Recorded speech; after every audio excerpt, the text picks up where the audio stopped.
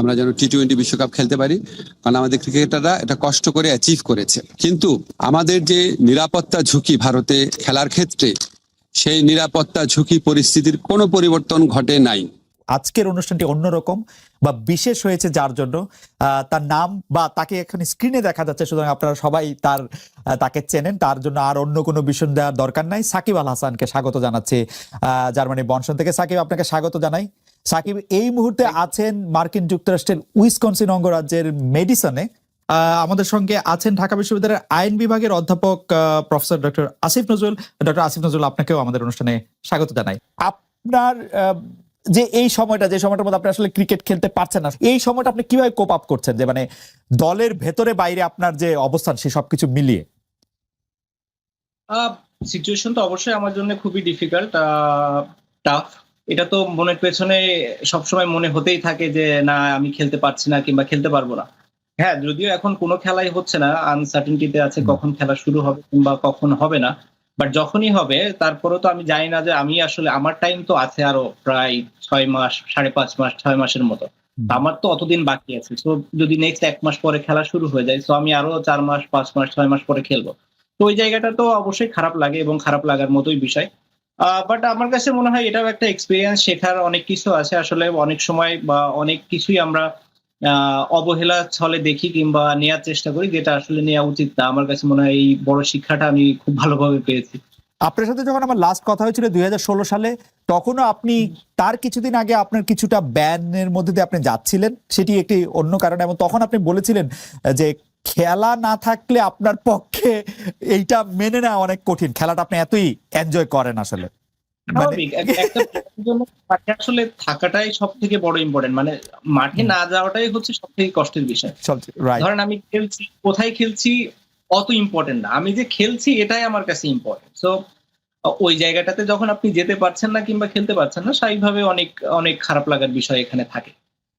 সাকিব, আপনার কাছে আরেকটু সিরিয়াস বিষয়টা কথা বলি। আপনি সর্বশেষ আমরা দেখেছি যে আপনি খেলোয়াড়দের অধিকার নিয়ে একটি সংবাদ সম্মেলন করেছিলেন, খেলোয়াড়রা আপনাদের পাশে ছিলেন, এবং কিছু কিছু বিষয় যেগুলি খুবই যৌক্তিক বোর্ডের কাছে আপনি আসলে উপস্থাপন করেছিলেন। সেই উপস্থাপন করে আপনি যেই দাবিগুলি জানিয়েছেন তার কতগুলি মানা হয়েছিল সঙ্গে সঙ্গে, তার কতগুলি কিছুদিন পরে মানা হয়েছিল, সেই দাবিগুলি সম্পর্কে বা সেই বিষয়গুলি নিয়ে আপনি আর কোনো খোঁজ রাখছেন কিনা, বা কেউ আপনার কাছে আর কোনো কিছু বলছে কিনা, আপনার কাছে কতটা কি মনে হচ্ছে যে সেই দাবিগুলি কতটা মানা হয়েছে? আসলে আমি শিওর যে প্লেয়াররা সবাই সবার সাথে তো ডিসকাস করেই, বাট আমার কাছে মনে হয় যে মোটামুটি বেসিক যে বা চাওয়া পাওয়া প্লেয়ারদের ছিল সবগুলাই ফুলফিল হয়েছে। দুই একটা হয়তো যেটা হয়নি, যেটা হতে আসলে সময়ও লাগবে, তো ওইটার জন্য আসলে ওয়েট করতে হবে। আর বাকি বেশিরভাগই চাওয়া পাওয়া তো আমার মনে হয় যে ফুলফিলই হয়ে গিয়েছে। এই কারণে প্লেয়াররাও সবাই খুশি। তারা এখন চায় যত বেশি খেলা হোক এবং মাঠে থাকতে।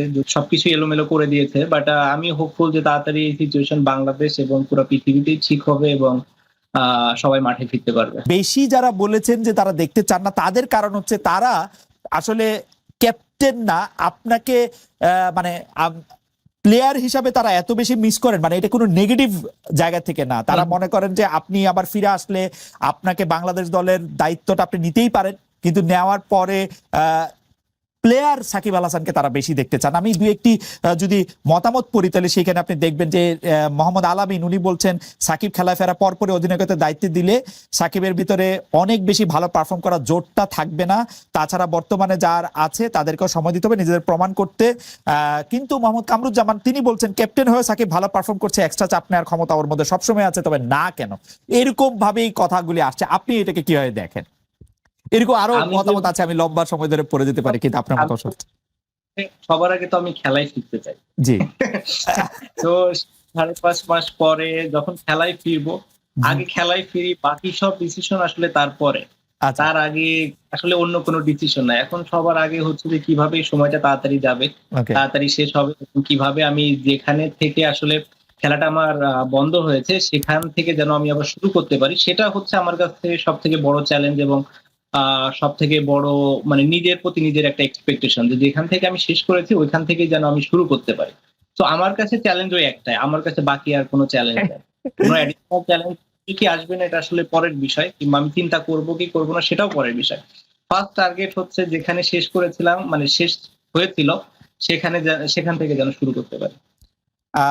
সাকিব, আপনাকে দেখে আমার চোখের দেখা যেরকম মনে হচ্ছে আপনি কি একটু ওজন কমিয়েছেন, বা আমরা যদি প্রশ্নটা অন্যভাবে করি যে আপনি ফিটনেস ধরে রাখার জন্য কি কি করছেন সেটা নিয়েও দর্শকদের অনেক আগ্রহ আছে। মানে you look very fit, agile, এবং মনে হচ্ছে যে আপনি বয়সও অনেকখানি কমেছে, আপনার চুল টুল বড় হওয়ার কারণে একটা হইতে পারে। ওয়ার্ল্ড কাপের পর থেকেই তো ওয়েটটা অনেক কন্ট্রোলের ভেতরে ছিল। বাসার ভেতরে থাকি, বাসার ভেতরে যেহেতু থাকা হয় স্বাভাবিকভাবেই বয়সটা একটু কম লাগতে পারে, আর চুল টুল বড় হয়ে গিয়েছে, তো এটা আর একটা রিজন। বিশ্বকাপ আপনার, আমরা জানি বিশ্বকাপে আপনার যে পারফরমেন্স, মানে এটা যে কোনো খেলোয়াড়ের জন্য এটা একটা ড্রিম পারফরমেন্স ক্রিকেট বা বেশি একটা তো আসলে আমি দূরের চিন্তা কখনোই করতে চাই না, বাট হ্যাঁ। যদি বলি যে নেক্সট ওয়ার্ল্ড কাপ, এভাবে চিন্তা করলে মানে নেক্সট ওয়ার্ল্ড কাপই তো। হ্যাঁ, তো সেখানে একটু তো অবশ্যই একটা ব্যাকআপ মাইন্ড একটা চিন্তা থাকে, যদি সুযোগ আসে খেলতে পারি, ফিটনেস থাকে, পারফরমেন্স থাকে। আমার মনে হয় যে আমাদের খুব ভালো করার সুযোগ আছে। আমি খুব মনে প্রাণে আসলে বিশ্বাস করেছিলাম যে এবারও আমাদের ভালো করার সুযোগ আছে। আমরা খুব কাছাকাছিও ছিলাম, হয়তো ছোটখাটো দুই একটা কারণে আমরা আমাদের পুরো পোটেনশিয়াল অনুযায়ী আসলে খেলতে পারিনি, বাট আমরা এই জিনিসটা চেঞ্জ করতে পারবো, এবং আমরা যে ধরনের টার্গেট নিয়ে যাব সেই টার্গেট অ্যাচিভ করতে পারবো বলে আমার মনে হয়। এবং যেহেতু এশিয়াতে খেলা, সাবকন্টিনেন্টে খেলা, মানে আমাদেরকে অন্য টিমদের আসলে ভয় করা উচিত হবে বলে মনে করি ওই সময়টাতে। এখন যেভাবে আমাদের ক্রিকেটের অবস্থা আছে বা রিবিল্ডিং একটা সিচুয়েশনে আছে, হয়তো এর ভেতরে খুব ভালো একটা পর্যায়ে চলে আসতো বলে আমি বিশ্বাস করি টিম। হয়তো এটা কিছুদিন সময় লাগবে, বাট ওয়ার্ল্ড কাপের আগে আমার কাছে মনে হয় আমরা খুব ব্যালেন্স ভালো একটা দল নিয়ে ওয়ার্ল্ড কাপে যেতে পারবো। বলি যে এরকম জনশ্রুতি চালু আছে যে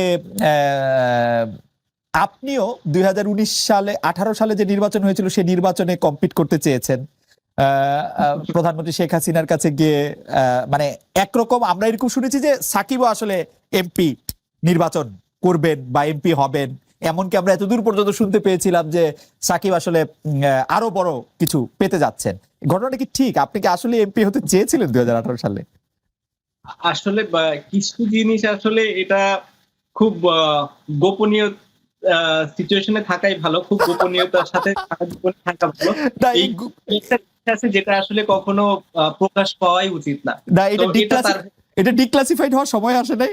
ডিক্লাসিফাইড হওয়ার সময় আমার ধারণা যদি আমি কোনোদিন পলিটিক্সে আসিও সেটাও আসবে না, আর কোনোদিন না আসিও সেটাও আসবে না। তো এটা এমন একটা সিক্রেট, এবং ইন্টারেস্টিং। কখনো জানি। এই যে আমার আমি শিওর আমার কৌতূহল বাড়লো এবং আমাদের দর্শকদের কৌতূহল অনেক বাড়লো। যাক, কৌতূহলটা তো আপনি জায়গার মানে মানুষের কৌতূহল জায়গার মতোই জায়গা, এবং যে সাবজেক্টটা নিয়ে আপনি বলছেন এখানে অনেকেরই কৌতূহল থাকা খুবই স্বাভাবিক। আমি যদি আমার জায়গায় না থাকতাম আমারও কৌতূহল থাকতো, এটাই স্বাভাবিক। বাট এই যে দুই একটা কৌতূহল মানুষের মনে আসলে থাকার দরকার। সব কৌতূহল যদি আপনি প্রকাশ করে দেন, আসলে মানুষেরা তখন আমাকে নিয়ে আগ্রহ থাকবে না। আপনাকে নিয়ে নানা কারণে আগ্রহ থাকবে সাকিব আল হাসান। আরেকটি বিষয় আপনার সাথে নামের সাথে জড়িত, কিন্তু আমি বিষয়টাকে আরেকটু অন্যভাবে প্রশ্ন করতে চাই। আমরা দেখেছি যে গত সরকার ক্ষমতাচ্যুত হওয়ার পরে আমরা ভারতের সাথে বিভিন্ন বিষয়ের যে চুক্তিগুলি রয়েছে সেই চুক্তিগুলি জনসমক্ষে আসবে, সেটা আমরা চেয়েছিলাম। অনেকে চেয়েছিল যে সেই চুক্তিগুলি বাতিলও করা হবে, কিন্তু সেই চুক্তিগুলি বাতিল করা হয়েছে বলে একটিও আমি শুনি নাই, জনসমক্ষেও আসে না। এটার কারণ কি? অনেকে বলে থাকেন এর জন্য নাকি আপনি একজন নিয়ামক, কারণ আপনি ভারতের একজন পরীক্ষিত বন্ধু। আমি স্যার আপনাকে বলতে পারলাম না, কিন্তু অনেকে এটাও বলে। যাই হোক খালেদ, আমি আপনাকে জিজ্ঞেস করি, আপনি কি 15 বছর এই কথাটা শুনেছেন যে আমি পাকিস্তানের দালাল, আইএসআই এজেন্ট? প্রচন্ড ভাবে শুনেছেন না? আমি রাজাকার, ছাত্রলীগ মিছিল করেছে আমাকে ধাওয়া করে পাকিস্তানে পাঠিয়ে দিবে, অনেকবার তো শুনেছেন অনেক কিছু। হ্যাঁ, তো এখন বললাম যে এটা তো আপনার কিছু মানুষ এত সরল প্রকৃতি, তাদের কোনো একটা মানুষ অন্য একটা কিছু বললো সাথে সাথে বিশ্বাস করা শুরু করে, আমাদের বৈশিষ্ট্য। কিন্তু বাংলাদেশের ম্যাক্সিমাম মানুষের বুদ্ধিমত্তা অত্যন্ত প্রখর, তারা এইসব প্রচারণায় কান দেয় না। আপনার নিশ্চয়ই মনে আছে আমি ক্ষমতাসীন হওয়ার পর আমাদের এই সরকার দায়িত্বে আসার পর, আমার দায়িত্বে আসার পর ভারতীয় পত্রপত্রিকায় বরং আমাকে নিয়ে অপপ্রচার করা হয়েছে, যে লস্করে তৈয়বার জিনিসটা সম্পূর্ণ অপপ্রচার, কি জঘন্য অপপ্রচার করা হয়েছে। তো এটা আপনার এতই হাস্যকর। এখন আপনার মাঝে মাঝে আমাকে ধরেন লোকজন বলে কি ভাই আপনি এগুলি প্রশ্ন উত্তর দেন না কেন? খালেদ আমাকে একটা সেকেন্ড বলতে দিন। দেখেন আপনি যখন রাস্তাঘাটে হাঁটবেন আপনি মাঝে মাঝে কিছু ভিখারিকে দেখেন না, ময়লা হাতে নিয়ে হাঁটে, থুতু মারে লোককে, ময়লা ছুঁড়ে মারে, আপনি কি তাকে কনফ্রন্ট করতে যান নাকি আপনি একটু মানে একটু দূরে দূরে সরে থাকেন? তো এই সমস্ত কথাবার্তা যারা বলে তাদেরকে আমি ওই ধরনের আবর্জনা ছুঁড়ে মারা, যে নোংরা যা থাকা, যে আপনার যে লোক আছে রাস্তার মধ্যে যাদের নিরাপত্তা বজায় রাখে। মানে আমার কাছে মনে হয় কি যে বাংলাদেশের হয়তো খুব বেশি হলে আমার যারা ফলোয়ার আছে, ভক্ত আছে, বা আমাকে যারা ভালোবাসেন, তাদের মধ্যে হয়তো 10% মানুষ যারা খুবই সরল মনা, খুব গভীরভাবে চিন্তা করেন না, তারা হয়তো তাদেরকে প্রভাবিত করতে পেরেছে। কিন্তু 90% মানুষের মনে এগুলি হাস্যরস ছাড়া কিছু উদ্রেক করে না। আর ভারতের সাথে চুক্তি, আপনাকে আমি বলি এটা অবশ্যই প্রকাশ করা উচিত। এখন ধরেন চুক্তিগুলো তো হয় পররাষ্ট্র মন্ত্রণালয়ের মাধ্যমে, ঠিক না? এখন আপনি আপনার প্রোগ্রামে একটু পররাষ্ট্রমন্ত্রীকে বা এই দায়িত্বে যারা আছে তাদেরকে এনে জিজ্ঞেস করলে ভালো হয়। কারণ আমি আপনাকে একটা জিনিস শুধু বলি, আমরা যখন কোনো মিটিং এ বসে, খালেদা আপনি যখন ডয়েচে ভেলেতে কাজ করতেন, আপনি যখন মিটিং এ বসতেন, আপনি যে মতামতটা দিতেন সেটাই কি ডয়েচে ভেলের মতামত হতো? হতো না তো, ঠিক না?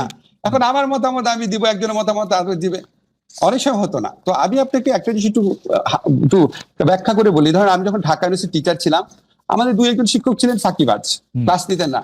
2-1 শিক্ষক ছিলেন খাতা অনেক দেরি করে দিতেন, ঠিক আছে? তো এটা কিন্তু আমরা একাডেমিক কমিটি মিটিং এ প্রতিবারই সবচেয়ে বেশি এগুলি নিয়ে আমি সোচ্চার ছিলাম, কিন্তু আলটিমেটলি দেখা যেত ডিসিশন হতো না। কেউ কেউ বলতো থাক, এত করা হওয়ার কি দরকার, থাক, আমাদের ডিপার্টমেন্টে বদনাম হবে, থাক, এরকম করে কোনো ব্যবস্থাই নেওয়া হতো না।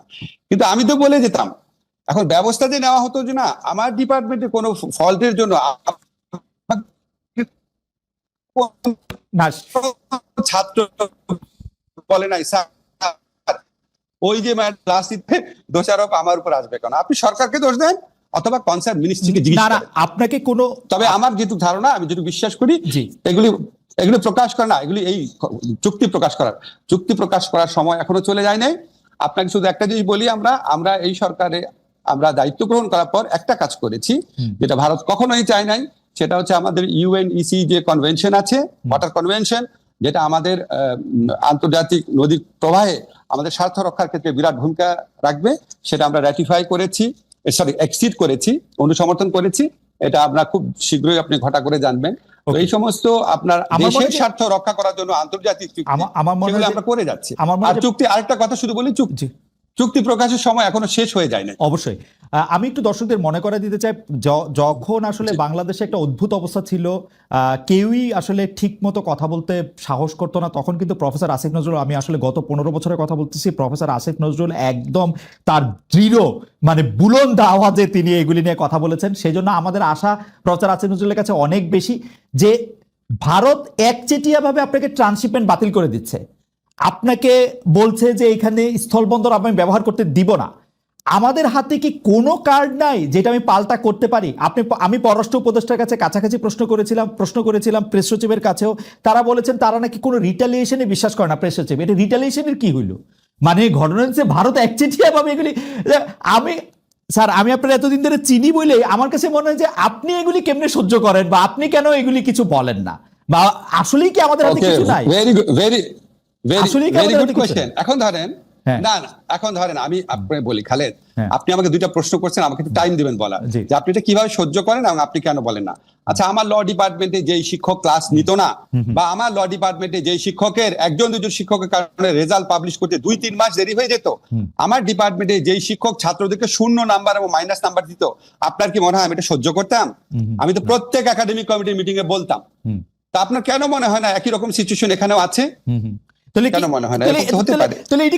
এটা আমাদের তো প্রফেসর ইউনুস আছেন, প্রফেসর ইউনুস কেমন এটা না করবেন? মানে আমি আপনার সাথে আমার যে পরিচয়